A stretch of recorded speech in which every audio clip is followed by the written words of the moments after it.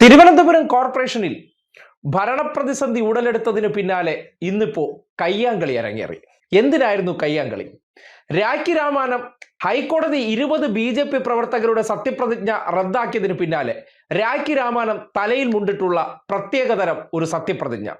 അതും പോരാഞ്ഞിട്ട് KAAPA case പ്രതിയായിട്ടുള്ള Vazhottukonam കൗൺസിലർക്കെതിരെ register ചെയ്ത കാപ്പ ആഭ്യന്തര സെക്രട്ടറി അംഗീകരിച്ചതോടുകൂടി കാപ്പയിൽ മാറ്റമില്ല എന്ന് ഇന്ന് രാവിലെ തീരുമാനം പുറത്തു വന്നു. സ്വാഭാവികമായിട്ടും കാപ്പ കേസ് പ്രതിയായിട്ടുള്ള കൗൺസിലർ രാജിവെക്കണമെന്ന് ആവശ്യപ്പെട്ടുകൊണ്ട് പ്രതിപക്ഷം പ്രതിഷേധ സമരം സംഘടിപ്പിക്കും. അത് സംഘടിപ്പിച്ചു. മേയറുടെ ഓഫീസിന് മുന്നിൽ രാജി ആവശ്യപ്പെട്ടുകൊണ്ട് കുത്തിയിരിപ്പ് സമരം. ആ കുത്തിയിരിപ്പ് സമരം അരങ്ങേറുമ്പോഴാണ് മേയർ സംഘവും ഹീറോയിസം കാണിക്കാൻ വേണ്ടി ആ പ്രതിഷേധത്തിന് നടുക്കേക്ക് പോലീസിനെയും കൊണ്ടുവന്ന് ഇടിച്ചു കയറിയത്. അതായത് മേയറുടെ ഓഫീസിന് മുന്നിൽ കസേരയിട്ട് പ്രതിഷേധിച്ചിരുന്ന പ്രതിപക്ഷ അംഗങ്ങൾക്ക് മേലേക്ക് പുട്ടി മേയറെ മുന്നിൽ നിർത്തിക്കൊണ്ട് മഹാഭാരത മോഡലിലുള്ള ഒരു തള്ളിക്കയറ്റം. എന്തെങ്കിലും സംഭവിക്കുകയാണെങ്കിൽ നമുക്ക് റീൽസ് താരമായിട്ടുള്ള ഡെപ്യൂട്ടി മേയറെ കൊണ്ട് അഭിനയിച്ച് തകർത്ത് കളയാമെന്നുള്ള ലക്ഷ്യത്തോടു കൂടി നേരെ വന്ന് പോലീസുകാരുമായിട്ട് പ്രതിഷേധക്കാർക്കിടയിലേക്ക് ചാടി കയറുകയായിരുന്നു. ഇതാണ് സംഭവിച്ചത്. ഞങ്ങൾ മുൻവാതിലിലൂടെ മാത്രമേ കയറുള്ളൂ. കാര്യം പ്രതിഷേധം ഫ്രണ്ട് ഡോറിൽ നടക്കുകയാണെങ്കിലും മേയർക്ക് അകത്ത് പ്രവേശിക്കാൻ അവിടെ മറ്റൊരു വാതിലുണ്ട്. പക്ഷേ അതല്ല, നമ്മൾ ഇവിടെ ഒരു വാർത്താ സീൻ ക്രിയേറ്റ് ചെയ്യണം. അതിനുവേണ്ടി നമ്മുടെ പുട്ടി റീൽസ് താരത്തെ കൂടി മുന്നിൽ നിർത്തിക്കൊണ്ടുവന്ന് അവിടെ ഒരു സീൻ അങ്ങ് ക്രിയേറ്റ് ചെയ്യായിരുന്നു. ആ സീൻ ക്രിയേറ്റ് ചെയ്തുകൊണ്ട് പോലീസിനെ കൂടി ഉപയോഗപ്പെടുത്തിക്കൊണ്ട് ഇവർ ചാടി ഫ്രണ്ട് ഡോർ വഴി അകത്ത് കയറി എന്ന് പറഞ്ഞാൽ വനിതാ കൗൺസിലർമാരെ വരെ ചവിട്ടി മെതിച്ചുകൊണ്ട് അകത്തേക്ക് കയറി. സ്വാഭാവികമായിട്ടും ഇത്തരം പ്രതിഷേധങ്ങൾ മുൻപ് നഗരസഭയുടെ നടത്തിയിട്ടുണ്ട്. VK പ്രശാന്ത് എന്ന മേയറെ തള്ളിയിട്ട് കാലുവരെ പരിക്കേൽപ്പിച്ച ചരിത്രമുണ്ട്. അങ്ങനെയുള്ള BJPക്കാർ ഇന്നിപ്പോൾ ഈ സമരം നടത്തിയതിനു ശേഷം എന്തിനു വേണ്ടിയുള്ള പ്രതിഷേധം എന്ന് ചോദിച്ചപ്പോൾ മേയർ തട്ടിവിട്ടൊരു നുണ കേട്ടെ. അവിടെ രാവിലെ എന്നെ കാണാൻ വരുന്നവരെ തടഞ്ഞു അത്രേ. കാര്യം ജനങ്ങളുടെ വികാരം നമ്മൾ ഉണർത്താൻ വേണ്ടിയുള്ള തന്ത്രം. എന്തിനു വേണ്ടിയാണ് പ്രതിഷേധം?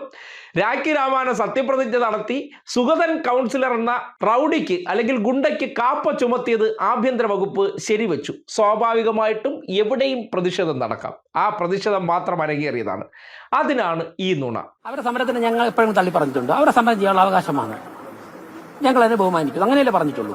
അപ്പൊ ഇവിടെ മേയറുടെ റൂമിൽ കയറാൻ സമ്മതിക്കുന്നൊക്കെ പറഞ്ഞാൽ അത് നടക്കുമോ? അതൊക്കെ അവരുടെ വെച്ച് അവസാനിപ്പിച്ചോളാം. അത് നടക്കില്ല. ഞങ്ങൾ ഒരു ദിവസം ഞങ്ങൾ മേയറുടെ ഓഫീസിൽ ഒരു ദിവസം പോലും മേയറെ കയറാൻ സമ്മതിച്ചില്ല എന്ന് പറഞ്ഞിട്ട് ഒരു ദിവസമെങ്കിലും ഞങ്ങളിവിടെ സമരം നടത്തിയതിന്റെ റെക്കോർഡുകൾ കാണിക്കും. നിങ്ങളൊരു വിഷയമുണ്ടോ? ഞങ്ങൾ ചെയ്തിട്ടില്ല. മേയർ ഓഫീസിൽ കയറാൻ പാടില്ല ഞങ്ങൾ പറഞ്ഞിട്ടില്ല. ഞങ്ങൾ അങ്ങ് നടത്തിയിട്ടില്ല. പിന്നെ മേയറുടെ കസേര ഡോറിന്റെ മുമ്പിൽ കസേര എടുത്തിട്ടിട്ട് അവരിരിക്കെ രാവിലെ മുതൽ വന്നു പോകുന്ന ആൾക്കാരെയൊക്കെ തന്നെ പേടിപ്പിച്ച് വിടുകയും ചെയ്യുന്ന അങ്ങനെയല്ലേ?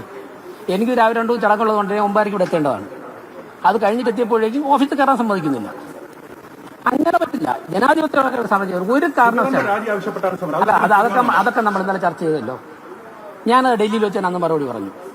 അതൊന്നുമല്ല പ്രശ്നം. കോർപ്പറേഷൻ ഓഫീസിൽ സാധാരണക്കാരായ ജനങ്ങളുടെ കാര്യങ്ങൾ ചെയ്യാൻ അനുവദിക്കുന്നില്ല. വനിതകളായിട്ടുള്ള ജയിച്ചു വന്ന ജനപ്രതിനിധികളെ ആക്രമിക്കുക, അതാണ് അവിടുത്തെ പ്രശ്നം. അത് അവർ അവസാനിപ്പിച്ചേ പറ്റൂ. അതിന് വിട്ടുകൊടുക്കാൻ ഞങ്ങൾ തയ്യാറല്ല.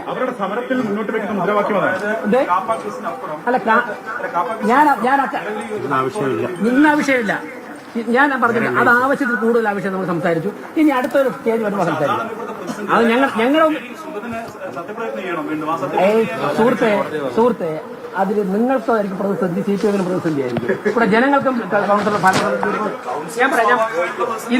ഇന്ന് നമുക്ക് വിജിൻ ഞാൻ അതിൽ മറുപടി പറയില്ല. കാരണം ഒരുപാട് കേട്ടല്ലോ. ഇതിനൊപ്പം ഒരു പഞ്ച് ഡയലോഗും അതിനോടൊപ്പം ഒരു കയ്യടി കൂടി കേട്ടു. ആരാണ് ഇവിടെ? അല്ല, അങ്ങനെ പുറകിലുള്ള കയറ്റിലൂടെ കടക്കാൻ വേണ്ടി വേറെ ആൾ നോക്കിയാൽ മതി. മുമ്പത്തെ കയറ്റിലൂടെ കടക്കാനല്ലേ എന്നെ മേയറാക്കിയിരിക്കുന്നത്. പുറകത്തെ കയറ്റിലൂടെ കടക്കുന്നവരെ അവർ കണ്ടിട്ടുള്ളൂ. മുമ്പത്തെ കയറ്റിലൂടെ കടക്കുന്നവരെ അവർ കണ്ടിട്ടില്ല. ഞങ്ങൾ മുമ്പത്തെ കയറ്റിലൂടെ കടക്കുന്നവരെ കടന്നില്ലേ? മുമ്പത്തെ കയറ്റിലൂടെ കടന്നില്ലേ? അവർ പുറത്ത് തന്നെ ഇരിക്കുകയല്ലേ? ഇതാ കടന്നിരിക്കുകയാണ് എല്ലാവരും. അതുകൊണ്ട് അതൊക്കെ കയ്യിൽ വെച്ചത് അതൊക്കെ AK സെന്ററിൽ പോയി പറഞ്ഞാൽ മതി. അപ്പോൾ താരങ്ങളെല്ലാം കൂടി വളഞ്ഞു നിന്ന് കൈയടിച്ച് ആഘോഷിക്കുന്നത് നിങ്ങൾ കേട്ടു. അപ്പോൾ വയ്യാതെ പരിക്കേറ്റവരെല്ലാം കൂടി ചേർന്ന് ഡയലോഗ് കേൾക്കുമ്പോൾ സന്ദർഭത്തിൽ എണീറ്റ് നിന്ന് കൈയടിക്കാനുള്ള ആ ആരോഗ്യം പരിക്കേറ്റ് വല്ലാതെ അവശരായവർക്ക് ഇങ്ങനെ കൈയടിക്കാനൊക്കെ കഴിയുമെന്ന് നിങ്ങൾക്ക് അവിടെ നിന്ന് ബോധ്യപ്പെടുകയാണ്. ഇതിന് ശേഷം പരിക്കേറ്റു അനങ്ങാൻ വയ്യ ശ്വാസം മുട്ടുന്നു എന്ന് പുട്ടി താരം ഉൾപ്പെടെയുള്ളവർ അവിടെ അഭിനയിച്ച് തകർത്തു. കാര്യം ക്യാമറ ഓൺ ചെയ്ത് എന്ത് ചെയ്യണമെന്ന് നമ്മുടെ റീൽസ് കുട്ടിയോട് പറഞ്ഞു കൊടുത്തു കഴിഞ്ഞാൽ പിന്നെ പറയണ്ട, ശകലം പുട്ടിയും കൂടെ കിട്ടുമെങ്കിൽ അഭിനയിച്ചങ്ങ് തകർക്കും. അങ്ങനെ അഭിനയിച്ചൊക്കെ ക്യാമറകളുടെ മുന്നിൽ തകർത്തതിന് ശേഷം ഇവർ ആംബുലൻസിലേക്ക് കയറുന്ന ദൃശ്യം കണ്ടു. കാര്യം അവശരായി എന്ന് പറഞ്ഞവർ ആംബുലൻസിലേക്ക് കയറുന്ന ദൃശ്യം നോക്കി. ഉള്ളവർക്ക് പരിക്കേറ്റിട്ടുണ്ട്, അവരെ ആക്രമിച്ചു എന്നതടക്കമുള്ള ആരോപണങ്ങൾ അവർ ഒരു വശത്ത് ഉയർത്തുമ്പോൾ BJP കൗൺസിലർമാർ തങ്ങളെ ആക്രമിച്ചു എന്നുള്ള ആരോപണമാണ് ഇപ്പോൾ ഉയർത്തുന്നത്. അതായത് മേയറുടെ ചേംബറിന് പുറത്ത് നടന്നിട്ടുള്ള സംഘർഷം, കയ്യാങ്കളി, അതിലാണ് പരിക്കേറ്റത് എന്നുള്ള ആരോപണമാണ് അവരുടെ ഭാഗത്തുനിന്ന് വരുന്നത്. ഇപ്പോൾ അവർ എണീക്കാൻ പറ്റാത്ത തരത്തിൽ എല്ലാവരും ഞങ്ങളുടെ പുറത്തായിരുന്നു. ബാക്കിലുള്ളവരെ എണീക്കാൻ നോക്കുമ്പോൾ പിന്നെയും ഞങ്ങളെ തള്ളി വീഴ്ത്തായിരുന്നു. എണീക്കാൻ പറ്റാതെ ഇവർക്കെല്ലാം കയ്യിലും കാലിലും എല്ലാം പരിക്കും. ആശയ്ക്ക് ശ്വാസം മുട്ടില്ല. നമ്മുടെ ഡെപ്യൂട്ടി മേയറെ കാണാൻ വരുമ്പോൾ ഞങ്ങൾക്ക് പറ്റില്ല.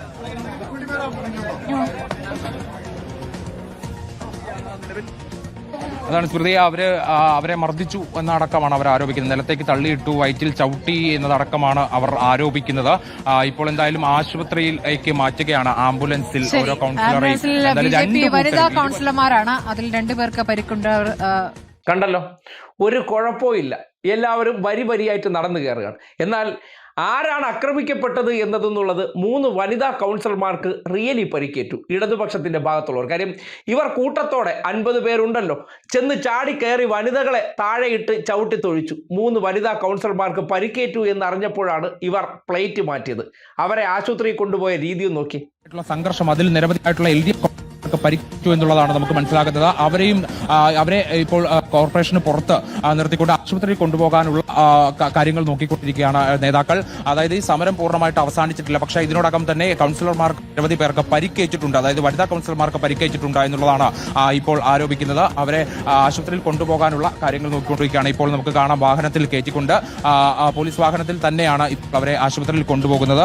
ഒന്നിലധികം പേർക്ക് പരിക്കേറ്റിട്ടുണ്ട്, അതായത് ചിലർ കുഴഞ്ഞു വീഴുന്നത് അടക്കമുള്ള കാര്യങ്ങൾ ഇവിടെ സംഭവിച്ചു. അതായത് വലിയ രീതിയിലുള്ള സംഘർഷം ഉണ്ടായി എന്നുള്ളത് തന്നെയാണ് മനസ്സിലാക്കുന്നത്. അപ്പോൾ അവർക്ക് ഈ അകത്ത് മേയറുടെ ചേംബറിന് പുറത്ത് വലിയ സ്ഥലമൊന്നുമില്ല, ആ ഒരു ഇടുങ്ങിയ സ്ഥലത്ത് വെച്ചിട്ടാണ് ഇത്തരത്തിലൊരു പ്രതിഷേധം നടന്നത് എന്നുള്ളതുകൊണ്ട് ഒട്ടേറെ പേർക്ക് ഇത്തരത്തിൽ ശാരീരികമായ അസ്വസ്ഥ്യം ഉണ്ടായിട്ടുണ്ട്. അവരെയൊക്കെ തന്നെ ആശുപത്രിയിലേക്ക് മാറ്റുന്നതാണ് നമ്മളിപ്പോൾ കണ്ടുകൊണ്ടിരിക്കുന്നത്. പ്രതിഷേധം പക്ഷേ അവസാനിപ്പിക്കുന്നില്ല എന്ന് തന്നെയാണ് നേതാക്കൾ പറയുന്നത്. അതായത് മേയർ ചേംബറിനകത്തേക്ക് കയറിയെങ്കിൽ പോലും ആ പ്രതിഷേധം അവസാനിപ്പിക്കുന്നില്ല, കോർപ്പറേഷന് മുമ്പിൽ ആ പ്രതിഷേധം തുടരും എന്ന് തന്നെയാണ് LDF ചൂണ്ടിക്കാണിക്കുന്നത്. ഇപ്പോൾ ഒരാളെ ഒരു വാഹനത്തിൽ, കോർപ്പറേഷന്റെ വാഹനത്തിൽ തന്നെ ഒരാളെ ആശുപത്രിയിലേക്ക് കൊണ്ടുപോകുന്നു, ഒരാളെ ഓട്ടോയിൽ കുറച്ചു മുമ്പ് ആശുപത്രിയിലേക്ക് കൊണ്ടുപോയിരുന്നു. ഇങ്ങനെ ഒന്നിലധികം പേർക്ക് പരിക്കേറ്റിട്ടുണ്ട് എന്നുള്ളത് തന്നെയാണ് നമുക്ക് ദൃശ്യങ്ങളിൽ തന്നെ മനസ്സിലാക്കാൻ സാധിക്കുന്നത്. അതായത് ശാരീരികമായി അസ്വാസ്ഥ്യം ഉണ്ടായിട്ടുണ്ട് എന്നുള്ളത് തന്നെയാണ്. ചിലരവിടെ കുഴഞ്ഞു വീഴുന്നതടക്കം നമ്മൾ നേരത്തെ കണ്ടിരുന്നു. തീരെ മേയറുടെ ചേംബറിന് തൊട്ടുപുറത്ത് പോലും അങ്ങനെ കുഴഞ്ഞു വീഴുന്ന ഒരു പ്രശ്നം, സാഹചര്യമൊക്കെ തന്നെ ഉണ്ടാവുന്നതാണ് കണ്ടത്. Medical college councillor, Kattaikonam councillor ഒക്കെ തന്നെ പരിക്കേറ്റിട്ടുണ്ട് എന്നുള്ളതാണ്. ഇപ്പോൾ ഒരാളെ കൂടി വാഹനത്തിലേക്ക് കയറ്റുന്നുണ്ട്.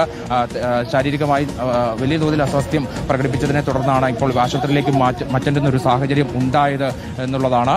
ഇപ്പോൾ എന്തായാലും ആശുപത്രിയിലേക്ക് മാറ്റാനുള്ള കാര്യങ്ങൾ നടന്നുകൊണ്ടിരിക്കുന്നു. ഒരാൾ കൂടിയുണ്ട്. 3 പേരെയാണ് ആശുപത്രിയിലേക്ക് മാറ്റാൻ വേണ്ടി ഇപ്പോൾ പോകുന്നത്. 3 പേരും വനിതാ കൗൺസിലർമാരാണ്. കണ്ടല്ലോ, ഇങ്ങനെയുള്ളൊരു പ്രവൃത്തി അവിടെ വാർത്ത സൃഷ്ടിക്കാൻ വേണ്ടി നടത്തിയതിന് ശേഷം ഞങ്ങളുടെ പുട്ടി താരങ്ങൾക്കെല്ലാം പരിക്കുണ്ട്, അവർക്ക് എന്തോ സംഭവിച്ചു എന്ന രീതിയിൽ ഈ പ്രചരണം നടത്തുന്നതിന്റെ ഉദ്ദേശം അറിയാലോ. എന്തായാലും ഇത് പ്രതിഷേധം അവിടെ മുൻപും നടന്നിട്ടുള്ളതാണ്.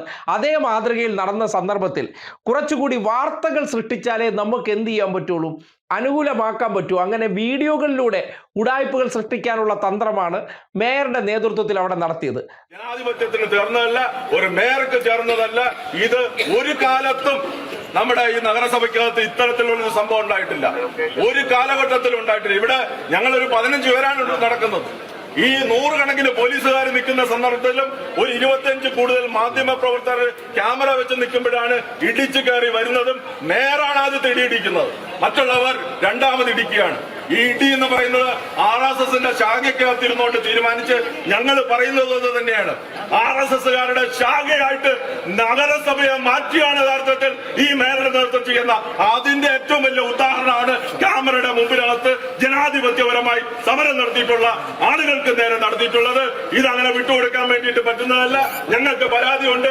ഈ മേയർ ഉൾപ്പെടെയുള്ള ആളുകളെ അറസ്റ്റ് ചെയ്ത് നീക്കാൻ വേണ്ടിയിട്ട് പോലീസ് അധികാരികൾ തയ്യാറാവണമെന്നുള്ളതാണ് ഞങ്ങൾ ആവശ്യപ്പെടുന്നത്. റിയാലിറ്റിയിൽ കാപ്പ കേസ് പ്രതിയായിട്ടുള്ള വ്യക്തി ഒരു ജനപ്രതിനിധി ആകാൻ പാടില്ല തന്നെ. അങ്ങനെയുള്ള വ്യക്തി 2023 മുതൽ നിരന്തരം കേസുകളിൽ പ്രതിയായിട്ടുള്ള വ്യക്തി, അയാളെ ആ കൗൺസിലിൽ നിന്ന് രാജിവെപ്പിക്കേണ്ടതുണ്ട്. ജനങ്ങളെ വളഞ്ഞിട്ടടിച്ചവൻ, ഗുണ്ടാപ്രവർത്തനം നടത്തിയവനൊന്നും കൗൺസിലറായിരിക്കാൻ യോഗ്യതയില്ല. അപ്പോൾ ആ പ്രതിസന്ധി മറികടക്കാൻ ഒരു സീൻ ക്രിയേറ്റ് ചെയ്ത് ജനങ്ങളെ തടഞ്ഞു എന്ന പേരിൽ ഈ നാടകം അരങ്ങേറിയത് സഹതാപം പിടിച്ചു പറ്റാനാണ്. ഭരണപ്രതിസന്ധിയുമായി ബന്ധപ്പെട്ട് ഉടലെടുത്തിരിക്കുന്ന വിഷയങ്ങളിൽ നിന്ന് ചർച്ച വഴിമാറ്റാൻ വേണ്ടി കാട്ടിയ ഉഡായിപ്പ് തന്ത്രമാണ് നാട്ടുകാർ തിരിച്ചറിയേണ്ടത്.